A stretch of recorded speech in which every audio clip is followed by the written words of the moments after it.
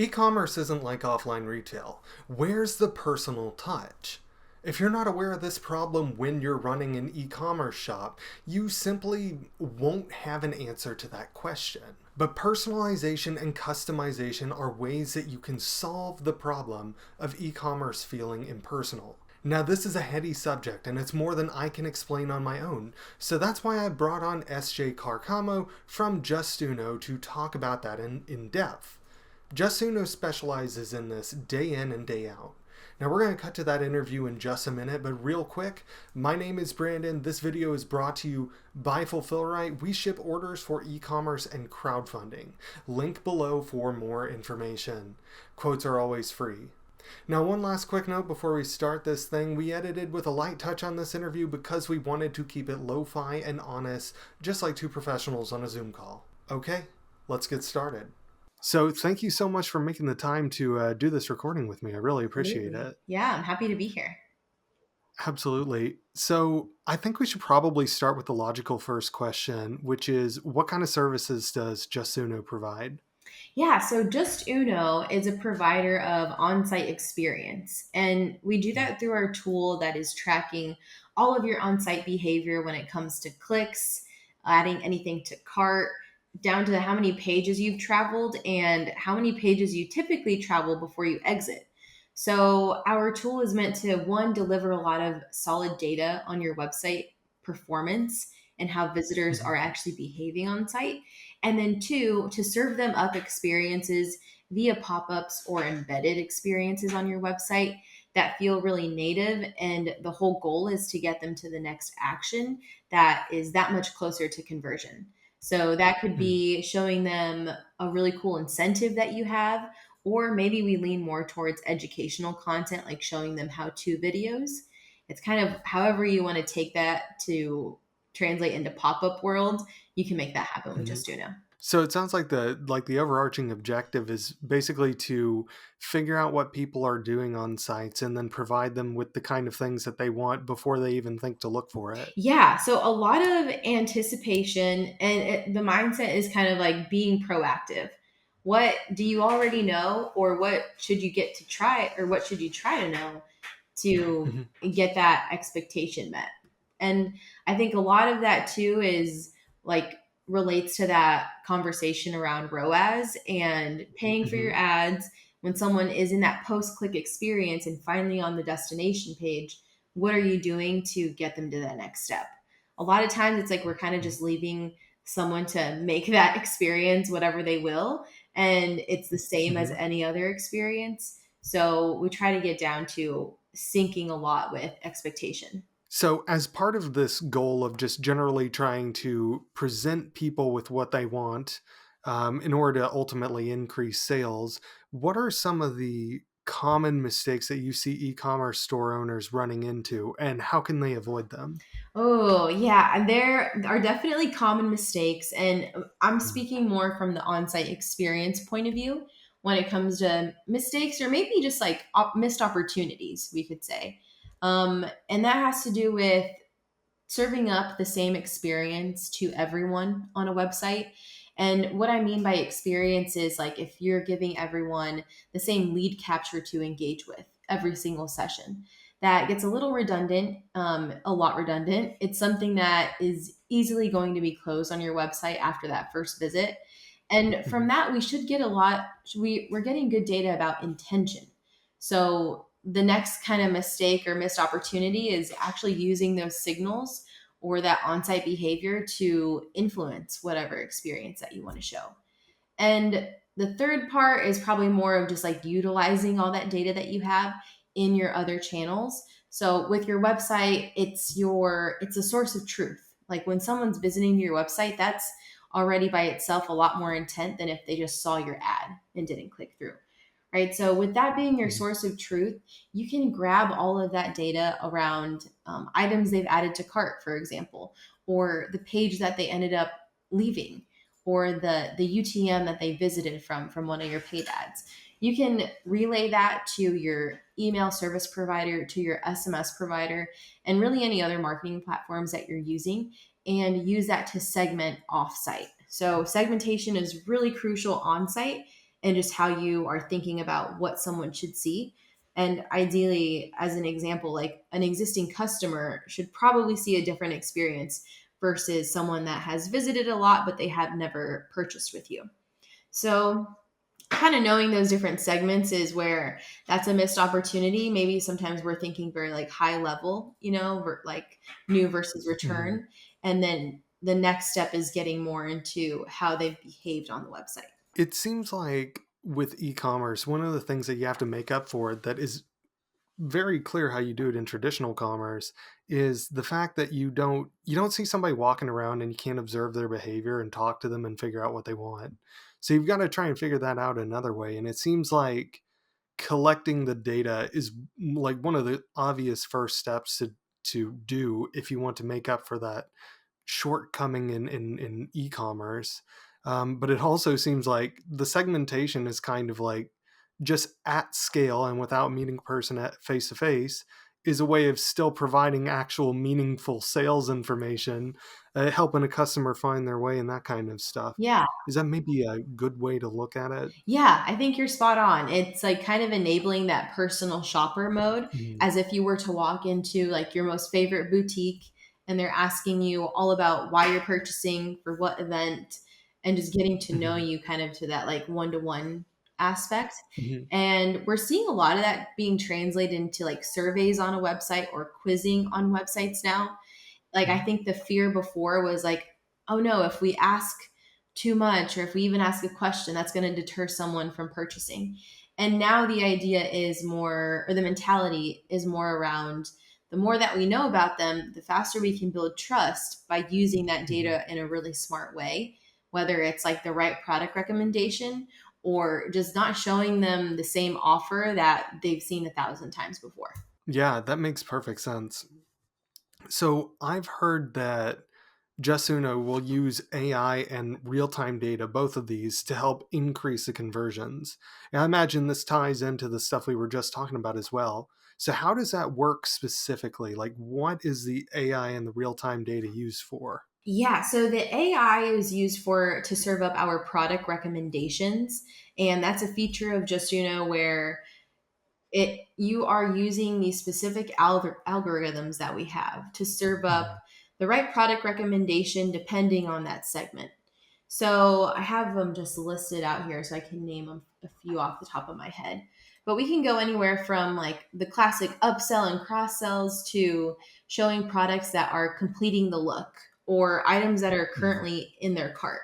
So the idea is you can place these really strategically based off of the type of visitor, aka that segment, and showing them different algorithms. So not everyone is just seeing that kind of baseline algorithm of Mhm. product recommendations. And the beauty with this type of use of AI is like we're pulling all of this information directly from the e-commerce store.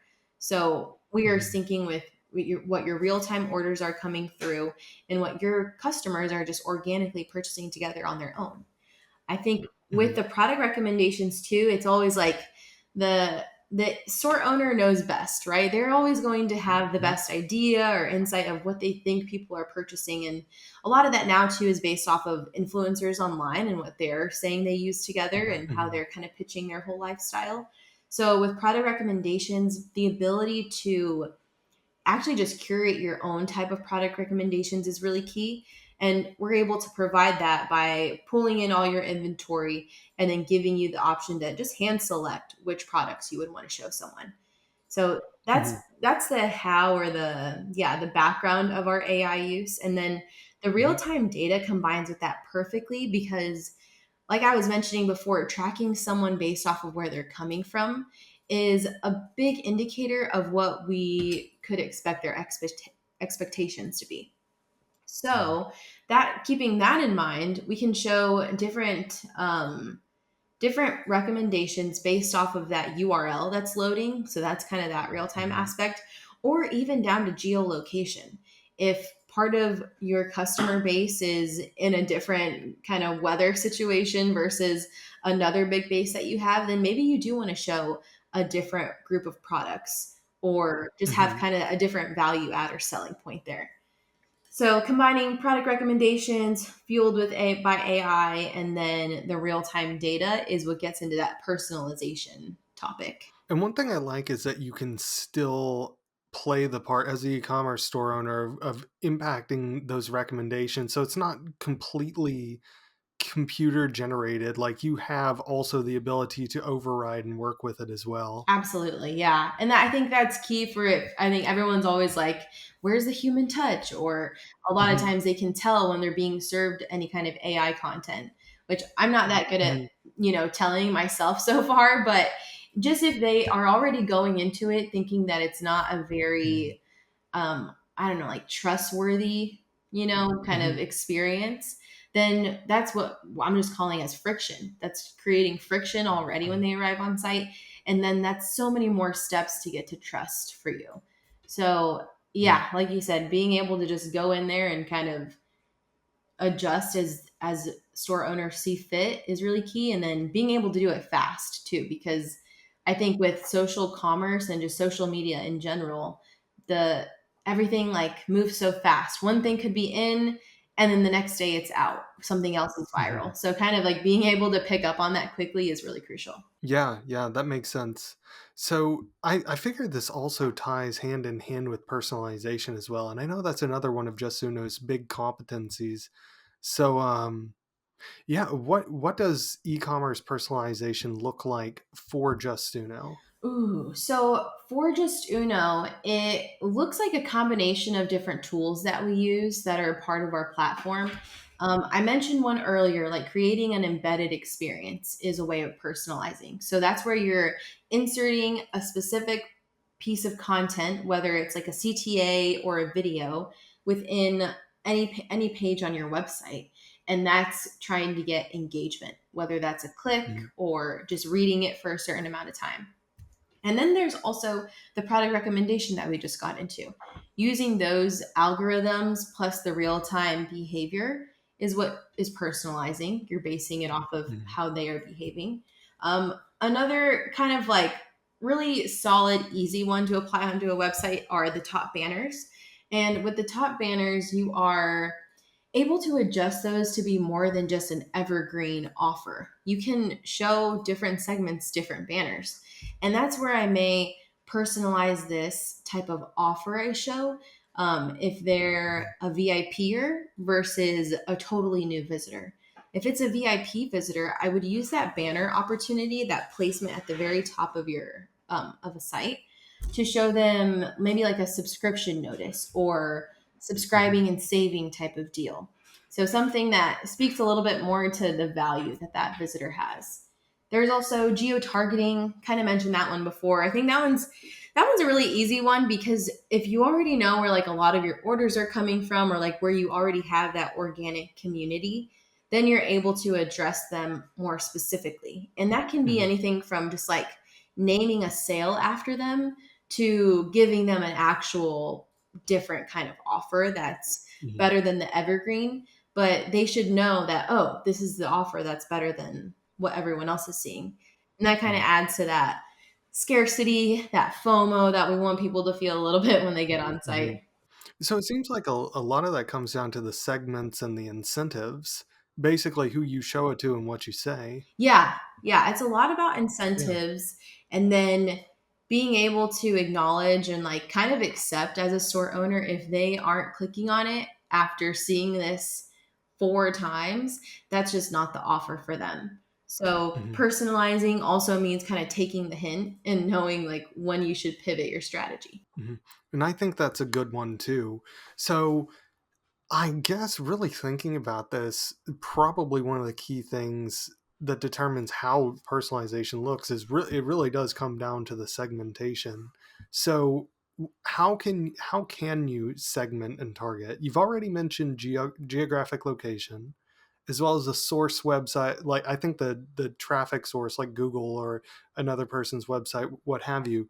What else can you filter down by? Yeah, you can filter down by if they're a new or return visitor, if they've purchased any specific SKU that you have versus another SKU, even down to just like the name that is the name of the product or a word in the product. You can filter down to that. And that's just like knowing the cart contents and knowing past purchase behavior. So segmenting, it can be a combination. Like maybe it's return visitors that have never purchased and then return visitors that have only purchased this one item. And the idea Mhm. with like getting down into that kind of detail and segmentation is you're able to know more. Okay, if they've already purchased more of that like pillar product that I have, then typically they're going to want to go after this next product, or this is what pairs Mhm. well with it. So it's more of an AOV play, being able to build that trust by knowing, like, okay, this is what's going to work for you next. So when you're thinking about that segmentation, it's kind of like going from that broader segment that you will build and then adding those conditions in or filters that go along with that segment to get that more niche strategy. That makes sense. So there's also I got a lot of these questions from the JustUno website, just kind of looking at the way that different features of the software suite are how it's categorized. So one thing I also that caught my eye was the gamification as well. Okay. So what does that look like? Gamification, typically, like in our world, it will look like a spin to win design or Mhm. maybe some sort of slot machine or pick your prize setup on your website. And the Mhm. idea is that, yeah, you make something like that's really playful, something that people want to engage with, that's out of the normal kind of static pop up that you may see on a website. And we typically Mhm. see these gamifications associated with lead captures on a website. So that's where Mhm. you're asking for their email, maybe their phone number too, and you're probably asking nowadays at least one good discovery question. That's maybe Mhm. about their shopping preferences or maybe their birthday, their reason for shopping. Mhm. And it'll change per brand, but if you have at least one question that you can ask that can help you segment in the next phase of engagement with them, that's what you would want to look at. That reminds me of I don't know the name of the store, but I know there was a shoe store chain that would have these giant wheels that you would spin, at least in the like mid to late Yeah, 2000s. And when you did that, you had a chance of winning a certain prize. I couldn't tell you what conditions under which that wheel was spun or what any of the prizes were or the name of the chain that did this, but you know that works because it's a spectacle. It gets people's attention. yeah, And it's hard to do that in the same way in e-commerce because you don't have like a bunch of people in a room just waiting for this thing to spin and see what yeah. happens. But you can definitely catch a person's eye when you have a wheel pop up with 5 or 6 different colors on it and it just says like enter your email to like win a prize or something like that. Yeah, So it's just interesting to find ways where these battle tested offline strategies can find a way back onto the internet and kind of still give people that same feeling. absolutely. Yeah. And I think like with the spin to wins, I've seen brands also use them more for like that subscriber that's maybe coming Uh, from an email and it's like, hey, go get your gift. And they're just met with a spin to win and there's no, mhm, entry that's needed. It's just spin it and get your gift. So another way of mhm. engagement. And when we think about engagement, we want to see more people on site after they engage with us. So obviously, JustUno already does a whole lot of different things. Just in general, it's a pretty big software suite. But I'm curious, what's next? You have any other projects that the team's excited about? Yeah, actually, we are in the midst of our launch of our new platform. And the new platform is a culmination of these last 10 years of learning what brands want to do on their websites and what they're missing out on, and creating a platform where you have all this data and then you have all the ways that you can take action on that data, on things that you know. So, everything from landing pages that are thought out a little differently now to being able to actually create a whole workflow of someone going through your website from step to step and what you want them to see.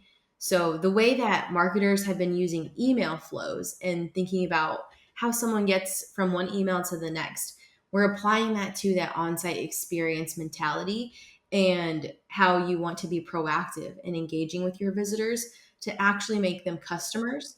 And what's really exciting is like we're not just thinking about making someone a customer, right? Conversions is great, and a lot of a lot of the tech stack out there talks about conversions, and that makes sense. That's the ultimate goal.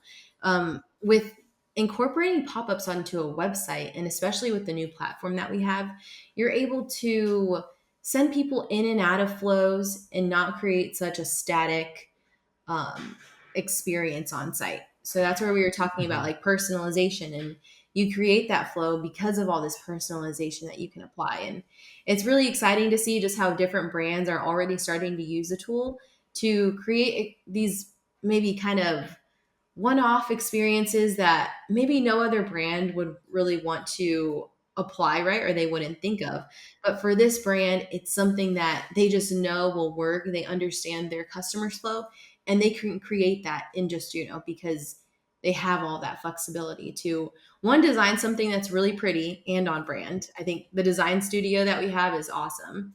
And then two, to create something that they can track performance, and they don't just have to go off of their gut, which that's going to do a lot of the decision making too, but having the data to back it up is key. Mhm. Absolutely. Giving people the power to just try different new things Yeah. and then the ability to see what is working is a very powerful combination. Yeah. I think yeah, the ability to test that too, like A/B testing and ABC testing, that's great. It empowers someone to like it empowers marketers to think outside of the box, I think. When they know they can test it and there seems to be a lot of flexibility. Yeah. Yeah, absolutely. I think so too. So, one last question for you. Okay. And that is if you could give one final piece of advice to e commerce store owners who are looking to increase conversions, what would it be? I would say focus on engagement as we get into, I mean, right now we're in the summertime. So we're kind of prepping for Black Friday, Cyber Monday in a way, and considering what worked last year and what worked this year. So with that in mind, and for store owners right now, I would break it down into three steps. And that's one, acknowledging and knowing those key segments that aren't getting as Mhm. much love as they should, whether in the form of an email, something on the website to engage them, or any other channel. And then I'd go into using a tool like JustUno, where you can proactively message these visitors and just getting a good solid 30 days of data. Like, even if you've done pop ups or you haven't before on your website, getting at least a 30-day window of data right now is going to be really crucial to impacting however you want to present your campaigns later on. And then with using this kind of tool, it's like now is a good time to test. So I'll just say testing as the next phase. But when we think about conversions and kind of that revenue, really look to test outside of just those discount options. Look to test non discount incentives that you're able to see the same kind of performance and deliver in a more creative way on your website. So, trying to get more money in their pocket in the end is what we're trying to do with these strategies. Yeah, that makes a lot of sense. And these are all just different things that people can try, especially I mean this is going to get turned around pretty quickly. So, especially I mean, we're coming up on August and September. This is a good time to be thinking about what to do for Black Friday, Cyber Monday. Those are the months where you want to roll this stuff out. Absolutely. Yeah. I mean, it's earlier and earlier, right? And I think today Mhm. is Prime Day. So it's like if you're running anything related to that, kind of looking Mhm. into what your industry is doing. And that's all about like that real time information too that you can use to influence later. I forgot it was overdraft day, Prime Yeah. Day. So, yeah, anyway, I think that's good advice to end on. So, thank you so much for taking the time to be on this interview. Really Absolutely. appreciate it. Yeah. Thanks for having me. Great chat. Thank you for watching this interview. I appreciate it, and I know that SJ does too. Details on both of our companies can be found in the description. And just in case you missed the name earlier, my name is Brandon, here on behalf of Fulfillrite. If you need help shipping your orders, go to fulfillrite.com and request a quote. We've shipped for thousands of e commerce companies and crowdfunding campaigns before, and we would be happy to help you too. The quote doesn't cost a thing, so if nothing else, you get some good information on pricing. Link in the description. If you enjoyed this video, please take a moment to like and subscribe. Don't forget to slap some postage on that bell so that we can express ship new videos to you as soon as they drop. And last but not least, if you have any questions, leave a comment below. I will personally answer as many of them as I can. Thanks for watching.